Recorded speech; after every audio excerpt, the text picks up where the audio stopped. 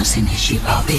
হ্যাঁ, আমার কাছে মনে হয় যে এই যে এসেছি আপনাদের সাথে দেখা হচ্ছে, এর থেকে আর বড় আমার প্রাপ্তি কি থাকতে পারে। প্রতি বছরই দেখি, কিন্তু এবারে মা বাবাকে নিয়ে আসছি দেখার জন্য। যেই লুক, সেই লুকটা বেশি পছন্দ হয়েছে, কারণ আগের চাইতে এটা ডিফারেন্ট। মায়ের না পালে সব বরবাদ করে দিবে। সব ধরনের সিন ছিল, এত সুন্দর ছবি জাস্ট বাংলাদেশের ইতিহাস আর কখনো হয় নাই।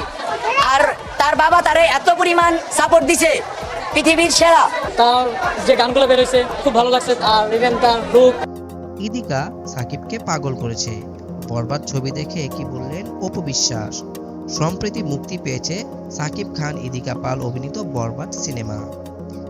আর এই ছবি নিয়ে ইতিমধ্যে আলোচনার ঝড় উঠেছে। বিশেষ করে ইদিকা পালের অভিনয় দেখে মুগ্ধ হয়েছেন দর্শকরা। কিন্তু এবার সাকিব খানের প্রাক্তন স্ত্রী অপু বিশ্বাসের মন্তব্য শুনে সকলেই চমকে ওঠেন। এক সাক্ষাৎকারে অপুকে জিজ্ঞেস করা হয় বরবাদ সিনেমা কেমন লাগলো। অপু উত্তরে বলেন, ইদিকা তো সাকিবকে একেবারে পাগল করে দিয়েছে, তবে ভালো লেগেছে তাদের ছবিটা।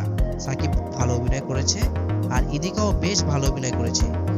এই মন্তব্য শুনে নেটিজেনদের মধ্যে মিশ্র প্রতিক্রিয়া দেখা দিয়েছে। কেউ বলছে অপু অনেক পরিবর্তন হয়ে গিয়েছে, আবার কেউ বলছে অপু অনেক পরিণত হয়ে কথা বলেছে।